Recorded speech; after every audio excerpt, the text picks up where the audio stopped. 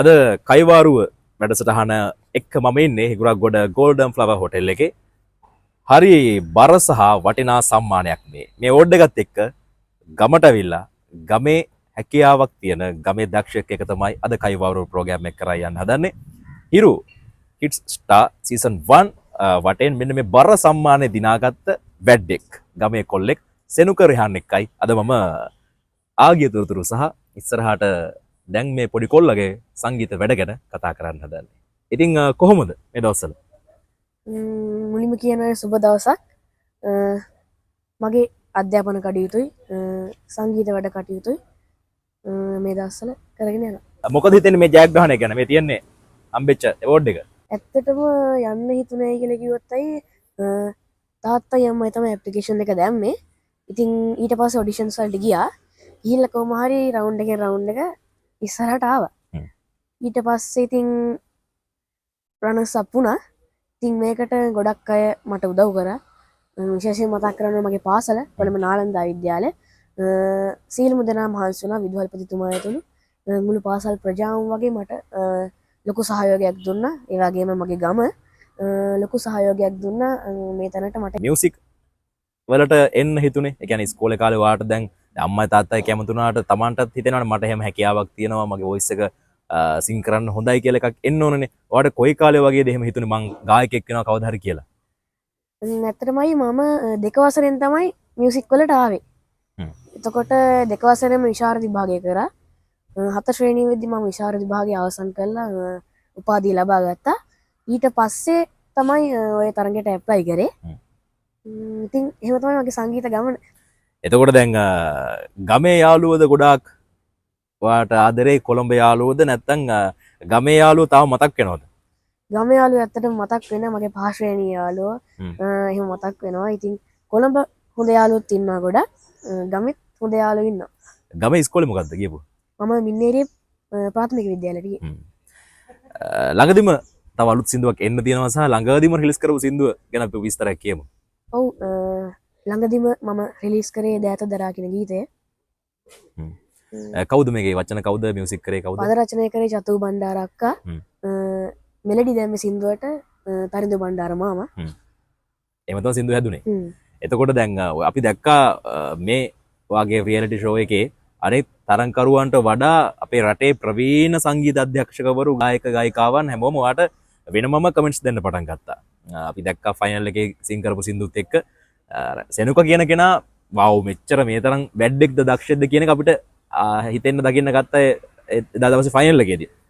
මොකද හිතෙන්නේ ප්‍රවීණ අපේ රටේ ඉන්න වගේ තාම පුංචි වයසෙන් අඩු ළමෙක් ඒ වගේ ප්‍රවීණ සංගීත අධ්‍යක්ෂකවරුන්ගෙන් ලැබුණු ඒ කමෙන්ට් එකට ඔයාට මොන වගේ දෙයක්ද හිතුනේ ඒ වෙලාවේ ස්ටේජ් එකේදී? ඇත්තටම කිව්වොත් ඉතින් මම මේ ජයග්‍රහණය ලබාගත් හින්දා මට ඒ වගේ දෙයක් ළඟා කරගන්න පුළුවන් වුණේ. ගොඩක් සතුටුයි ඉතින් මේ හැම දෙයක් ගැන මට. සෙනුක ගායකයෙක් විතරක් වෙයිද නැත්නම් වෙන වෘත්තියක් කරයිද ඊට පස්සේ අපි කියන සංගීත අධ්‍යක්ෂකවරයෙක් වෙයිද එහෙම මොකක් හරි හිතේ තියනවද? අය වෙන වෘත්තියක් ගැන කිව්වින්ද මම කියන්නේ මගේ ඉස්කෝලේ තියෙනවා විවිධ සොසයිටිස්. එතකොට දැන් මම ඉස්කෝලේට 6 වසරට ගියාට පස්සේ මම තෝරගත්තා එරොනොටිකල් සොසයිටි එක. එතකොට ඒ යටතේ මම දැන් හිතන් ඉන්නවා අනාගතයේදී මගේ බලාපොරොත්තුව තමයි එරොනොටිකල් ඉංජිනේර කෙනෙක් වෙන එක. ඉංජිනේර කෙනෙක් වෙලා මියුසික් පැත්තත් වෙනම කරා යනවා. මියුසික් මම හොබි එකක් විදිහට තියාගෙන මේන් ටාගට් එක ඒක තමයි. ඔය ආසම ගන්න ඉන්ස්ට්‍රුමන්ට් එක මොකද්ද? ගිටාර් එකටත් ආසයි කීබෝඩ් එකටත් ආසයි. සඳකට පහනක කැටයම් උපලා පාවෙන දේදුනු ලැගුම් ගනී කැලතුණු රසයක පැන ආබුබුලක් අකුරු වැලක් දෙහදක ලියවේ යුගරින් යුගයට නොමියන දහමක දිවියක පදනම මතු වෙද්දී නොපෙනෙන ඈතක ඈගෙන යනවා සියුමැලි කැකුලක් මැද වෙද්දී සියුමැලි කැකුලක් මැලවෙද්දී. හරිම ලස්සනයි.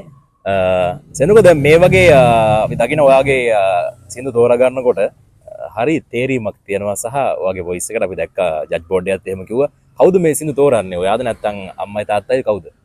ඇත්තට කිව්වොත් අයියේ මට මේ තරඟේ පුරාවටම උදව් වෙච්ච ගොඩක් අය හිටියා. ඒ අතරින් මතක් කරන්න ඕනේ උදේශ් මනෝජ් ගුරුතුමා.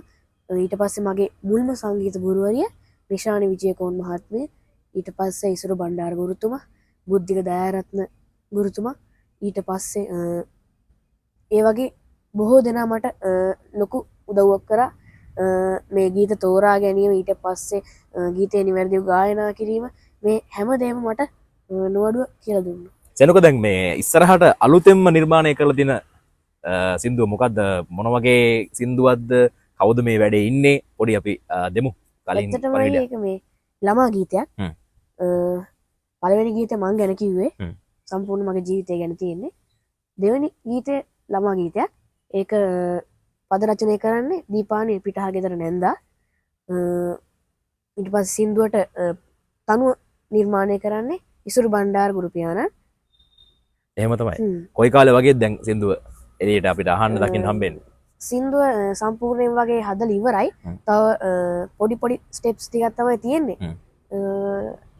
තව ටික කාලෙකින් සින්දුව දැක බලා ගන්න පුළුවන්. සෙනුක දැන් දැක්කහම අපි කියන්නේ අර සාමාන්‍යයෙන් ආටිස්ට් කෙනෙක්ට එන්න ඕන ලුක් එක දැම්ම තියෙනවා. ඒක මේන්ටේන් කරන්න විතරයි තියෙන්නේ. සෙනුක රෙහාන් කියන මේ ගමේ කොල්ලා රංගපාන්න එහෙම ඉස්සරහට ආශාවක් නැද්ද? ඇත්තටම ආසාවක් තියෙනවා. එහෙම ආසාවක් තියෙනවා. තියෙනවානේ. බලමුනේ ඉස්සරහට ගායකයා ඊට පස්සේ රංගන ශිල්පියෙක් ඔය හැම දෙයක්ම. ඒ කියන්නේ මේ කලා ශාස්ත්‍රයේ Tamanට පුළුවන් දේවල් වලින් හැම වපසරියකම වැඩ කරන්න තමයි බලාපොරොත්තුව. ඔව්. මට කියන්නකො ශෙනුක දැන් ගමෙන් දැන් ඈත් වෙලා කොළඹට ගිහිල්ලා ඉන්න වෙන්නේ. පොඩි කාලෙම හරි සුන්දර කාලේ තමයි අපිට ගමේ කාලේ මතක් කරන්න තියෙන්නේ. කවදාද ලොකු වුණාට පස්සේ අපේ ගමේ මෙහෙමයි, මගේ පාසල් කාලේ මෙහෙමයි කියලා. ඔයාට කවදාරි දැන් ඔහොම එන යන එකත් එක්ක ඉස්සරහට මේ ශාස්ත්‍රයේ තව ටිකක් ඉස්සරහට ගියාට පස්සේ ගමේ මතකයත් එක්ක කොළඹ ඉන්නකොට මොන වගේ දේවල් හිතේද? දැනටමත් යාළුවෝ එහෙම මෙහෙන් අතපසු වෙලා තියෙනවා. ඒ කියන්නේ මොන වගේ දෙයක් ඔයාලට හිතා ගන්න පුළුවන් ඒද? කියන්නේ ඔයා ගොඩක් ආස ගමටද? ඇත්තටමයි මේ ගමේ පරිසරය ගොඩක් සුන්දරයි. හරි නිස්කලංකයි.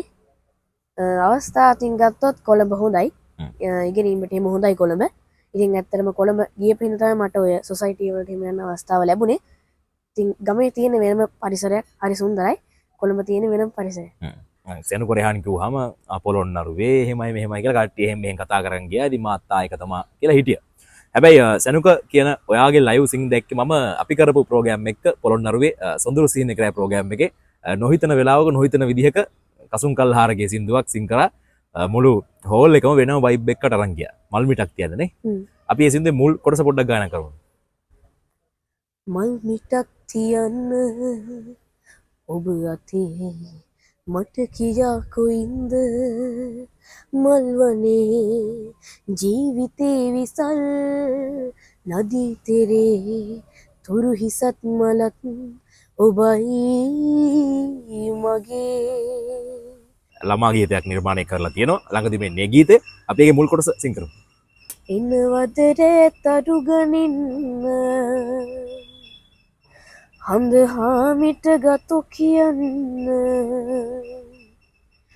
එනවද රෑතරු ගනින්න හඳ හාමිට ගතු කියන්න ළමලොවේ සොඳුරුම තැන් ඔක්නං වන්න මලින් මලට පාට ගන්න සමගල තටු හැඩ කරන්න සුරංගනා ලෝකය ගැන කතා කරන්න එනවද රෑ හඳ හාමිට ගතු පවසන්න එනවද රෑ හඳ හාමිට ගතු පවසන්න එනවද රෑ හඳ හාමිට තතු පවසන්න.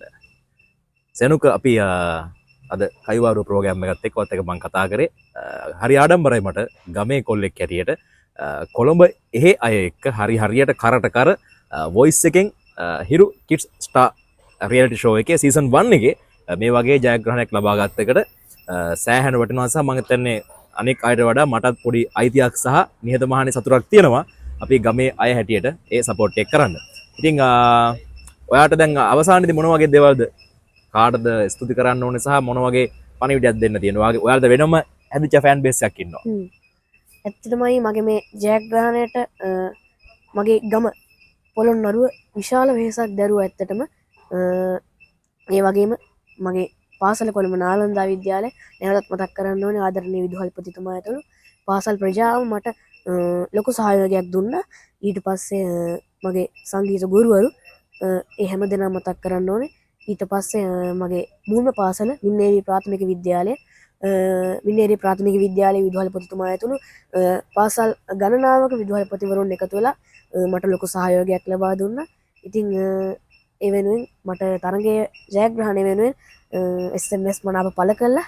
මට මේ ජයග්‍රහණය ලබා ගන්න උදව් කරපු සියලු දෙනාටම බොහොම ස්තුතියි කියලා කියනවා. එතකොට දැන් කොහොමද මේ වෙද්දි හිරු මාධ්‍ය ආයතනයෙන් ඊට පස්සේ දැන් තරගෙන් පස්සේ මොන වගේ දේවල්ද සෙනුකත් එක්ක සම්බන්ධ වෙලා කරන්නේ? ඇත්තටමයි හිරු මාධ්‍ය ජාලය මේ වගේ වැඩසටහනක් නිර්මාණය කරපු හින්දා තමයි අපි වගේ විශේෂයෙන්ම අපි ලෝකෙට හඳුනා ගන්න පුළුවන් වුණේ. ඉතින් ඒ සම්බන්ධයෙන් රෙනෝ සිල්වා මැතිතුමාට විශේෂයෙන් ස්තුති පුද කර සිටිනවා. මේ ළඟදී තිබ්බා හිරු දරුවෝ වැඩසටහන.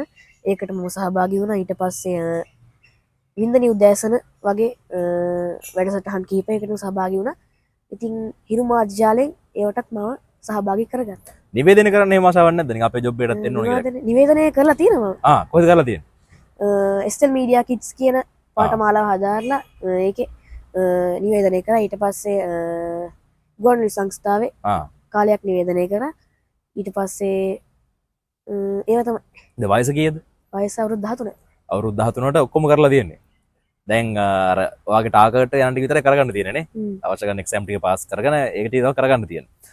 සෙනකෝ දැන් කොහොමද දැන් ඔයාව සම්බන්ධ කරගන්න ඕන ප්‍රසංග වලට? අපි දකිනවා ප්‍රසංග වලට සිං කරනවා. කොහොමද සම්බන්ධ කරගන්න ඕනේ? පුළුවන් විදිය. මගේ Facebook page එක තියෙනවා. ඒ වගේම YouTube channel එක තියෙනවා. TikTok page එකක් තියෙනවා. ඒ තුන හරහාම මගේ numbers ගන්න පුළුවන්.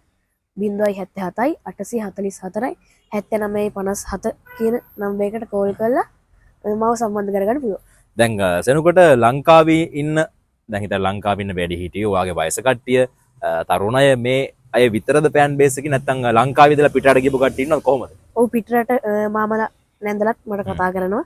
ඒ වගේම ලංකාවේ අය විශාල වශයෙන් මට කතා කරනවා. කතා කරලා සුබ පතනවා. මම තරඟේ බැලුවා ඔයාගේ. ගොඩක් ලස්සනයි සින්දු කිව්වා එහෙම කියලා. ගොඩක් හොඳ ප්‍රතිචාර හම් වෙනවා. එදවර මේ සම්මාන ගොඩක් බර වුණාද? අපි දැක්කනේ හරි අමාරුවෙන් උස්සන් ඉන්නේ. ඒ බර දේවල් අපේ ජීවිතේට බර විදිහටම ගන්න ඕනේ. ඒ බරත් එක්ක තමයි අපි ගමනක් යන්න ඕනේ. මම හිතන්නේ මගේ ජීවිතෙත් මේක එක මතක සටහනක් වේවි. අපි තව ටික කාලයක් ගියාට පස්සේ තව ටිකක් වයසට ගියාට පස්සේ සෙනුක රෙහාන් කියන මේ ගායන ශිල්පියා තරුණ ගායන ශිල්පියෙක් වෙනකොට මටත් එක තැනක ඉඳලා මේ ප්‍රෝග්‍රෑම් එක මම මෙහෙම කෙනෙක් එක ප්‍රෝග්‍රෑම් එකක් කරානේ කියන එක මට බලන්න සතුටු වෙන්න පුළුවන් වෙයි කියලා මම අනිවාර්යයෙන්ම හිතනවා. ඔය හැකියාව ඕල් රවුන්ඩර් කෙනෙක් ඔයා. ඒවල වොයිස් එක, ඔය ලුක් එක, ඒ හැම දෙයක් එක්කම ඉතින් ආය දවසක අපි කොළඹදී හම්බෙලා කතා කරමු ගමේ අද හම්බුණා වගේ. එහෙනම් හැම දෙයක්ම මේ විදිහටම ඉටු වෙන්න කියලා කලා ශාස්ත්‍රයේ ඉස්සරහටම යන්න ඔයාලට ප්‍රාර්ථනා කරනවා. ජය වේවා.